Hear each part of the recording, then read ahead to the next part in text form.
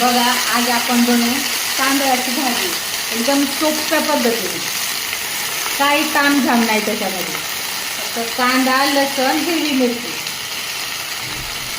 आपल्याला एवढंच टाकायचं, बाकी काहीच नाही टाकायचं. एकदम साधी आणि सोपी पद्धतीची बनवायची. याला आपण असंच फक्त एवढ्या हिशोबानेच बनवायचं, काही जास्त नाही बनवायचं.